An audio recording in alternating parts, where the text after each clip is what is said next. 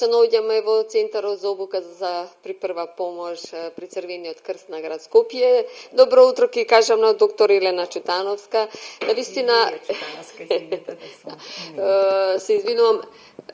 Овој центар навистина постои години наназад. Ја знаеме целта, меѓутоа кој е она основно што вие се занимавате за обука при прва помош на институции, при добивање на возачка дозвола? Нешто што е многу важно. Да, сигурно. Добро утро на сите гледачи. Благодарам што дојдовте и вие во Центарот за обука по прва помош при Црвен крст на град Скопје. Овој центар постои некаде од крајот на 2020 година. Инаку целта е да бидат сите граѓани, односно или според закон како е пропишано, обучени да даваат прва помош. Инаку во центарот претежно се изведуваат обуки, нели она задолжително со законот за безбедност при сообраќајот. Сите што сака да се стекнат со добивање на возачка дозвола мора прво да ја поминат обуката прва помош, која што сите нели ја поминуваме и обично првиот контакт на луѓето со првата помош е кога учеле да се стекнат со возачка дозвола. Понатаму во центарот се одржуваат обуки наменети за работни организации според Законот за безбедност и здравје при работа, понатаму за лица кои што сака да се стекнат со дозвола да управуваат половни објекти. Оваа година беше многу актуелна, значи многу актуелна таа обука. Понатаму физички лица кои што само волно, само иницијативно доаѓаат, пројавуваат интерес да се стекнат или да освежат знаења. Тоа е она регуларното. Меѓутоа, во Црвениот крст се држат и освежителни обуки на лица кои што се заинтересирани да си ги освежат своите знаења и така натаму. Меѓутоа, таа обука е пократка за разлика овие што се задолжителни регулирани со законите што ги спомнав. Така, ние се наоѓаме во центарот, споменавте, дали бидејќи сепак во законска рамка влегуваат сите овие обуки, како што ги напоменавте, верувам дека според намената различни се обуките, сепак она основното го знаеме за прва помош при незгода. Да. Значи за лицата што доаѓаат да се едуцираат тука за да добијат возачка дозвола, тие обуки се унифицирани, значи во сите центри што се држат обуките прва помош наменети за возачи, тоа се унифицирани обуки. Обуките што се наменети за работни, за правни лица, како да кажам, тие исто имаме, значи програми, 3 програми, меѓутоа тие програми некој пат ги адаптираме според потребите на организацијата, на институцијата, затоа што нели на пример во хемиска индустрија едни повреди се случуваат, да речам во некои други институции, други според нели специфичноста на повредите, инаку во однос на обуките за работни организации кои што според законот за безбедност и работа се задолжително треба да се изведуваат. Законот кажува дека на секое, членот 24, нели од тој закон во службен весник 53, мислам дека 2013 година беше објавен пречистениот текст, од тогаш до сега има некои нели промени, меѓутоа тие одат како дополнение нели на законот, али овој член 24 е исто самото поставување на законот, кажува дека на секое работно место, работна просторија каде што во исто време работат до 20 вработени, најмалку еден од нив треба да биде обучен да дава прва помош, меѓутоа овој член од законот не се однесува само за давање прва помош, обука нели на лица да даваат прва помош, се однесува за гасење пожари, евакуација, спасување, меѓутоа во центарот стрикно се изведуваат обуките за прва помош и она како што пред малку напоменав, во однос на овие правни лица, нели, институции, обуките што ја држиме за работно место, викаме укажување прва помош на работно место, нудиме 3 курса. Основниот курс е 6 школски часа. Сега не знам ако има потреба и цената да ја кажам, или 1500 денари, значи е основниот курс, 6 школски часа и во тој курс е опфатено буквално на се што е основно и треба да се знае што секојдневно, нели, може да се случи нешто и тие знаења, техники, вештини да се искористат. Напредниот број 1 курс го викаме, тој кошта 1900 денари, 8 школски часа. Во него е опфатено се од основниот, плюс тоа има повреда по системи, почнувајќи нели од глава, врат, градина, даден кој стомак и така натаму повреди на рбет. И плюс е опфатена тука работата со автоматски надворешен дефибрилатор.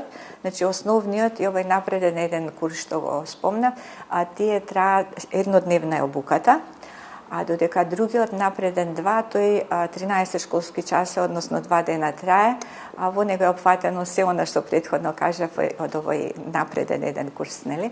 Што спомнав, плюс има некои специфични професионални заболувања, нели, удар од електрична струја и така натаму. Здравствени состојби.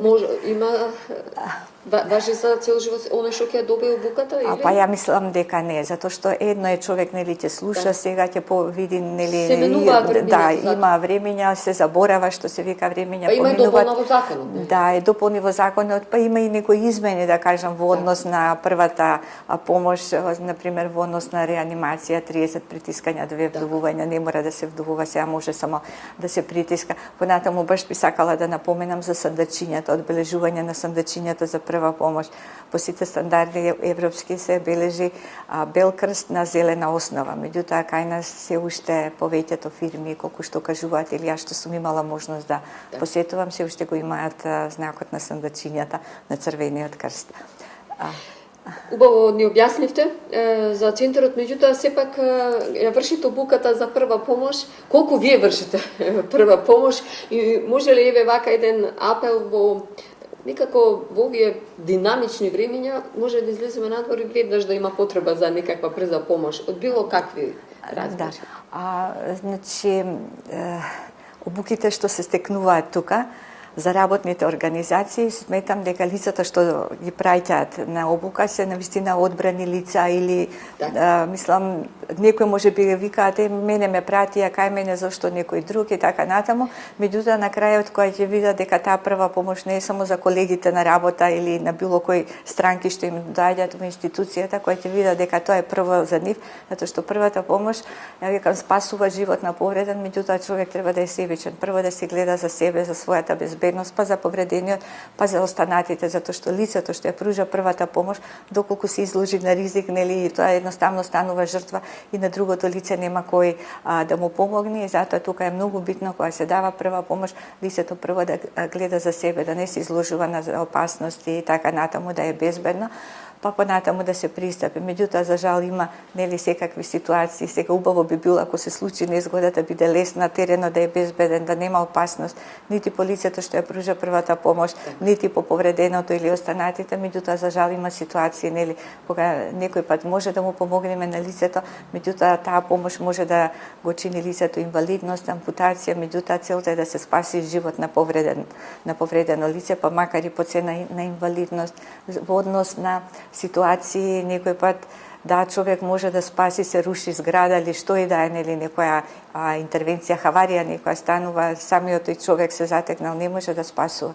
Доволен е тогаш повикот, нели, на бројот 112. Ја не знам дали сите го знаат тој број, затоа што моите искуства покажуваат дека малку луѓе се запознаени дека од оваа година е бројот повикот 112. И понатаму, за жал, крајната ситуација е кога проценката покаже дека со самиот чек од лицето што ја пружа првата помош станува жртва, едноставно треба да се повлече. Навистина, ова ме прашав во вториот дел, бидејќи секој човек, еве ние додека се вклучивме, раскажувавме случаи, секој на секого може или да се најдеме во состојба, во ситуација непредвидена, навистина, каде што може или па не може да се помогне, а оној секој што поминал таа обука, мислам дека тие основни часови за прва помош навистина се многу важни, било каде да се најдеме, дали за нас, дали се однесува, дали за некој што се однесува и што е некој во наша блиска околина, така да навистина е потребно сите оние. Може би може да се каже и дека секој оно како што кажавте, кој што сака да дојде да посети обука. Значи, слободно секој е добре дојден во нашиот центар за било која намена причина, дури и да ги освежи своите знаења, затоа првата помош искрено се заборава, нели? Убаво ќе чуеш денес по неколку години и да сакаш да ги обновиш знаењата, ќе видиш дека се си заборавил, буквално, и ти испадне како се човек одново да сознава. Или по отстрав, не дај Боже, половина се заборавила. Меѓутоа во однос на стравот, вака што го спомнавте, првиот пристап чекор, нели, во првата помош со тоа што спасуваме живот, едноставно и психолошката помош, поддршка. Јас обично викам дека таа психолошка прва помош е добра и за лицето што е повредено, меѓутоа и за лицето што ја пружа првата помош, затоа што нели ситуации некој прв пат се затекнува во ситуација да пружа прва помош или слушал на времето, заборавил, трема го фајте, заборава како се вика, па со самиот разговор и лицето што дава прва помош ќе си добие во време да се соземи за целата нели ситуација каде треба да интервенира, а пак повреденото лице се чувствува безбедно, има некој тука ќе му помогне, ќе се јави на 112, нели ќе испратат екипи, така да секој е добре дојден кога сака во секое време. Во центарот, во нашиот центар, да. Так, ви благодарам за директното вклучување во утринската програма. Ќе дојдеме пак. Ова е тема што навистина е постојана и потребна, насушно сте потребни на сите во државата. Уште еднаш ви благодарам за гостувањето.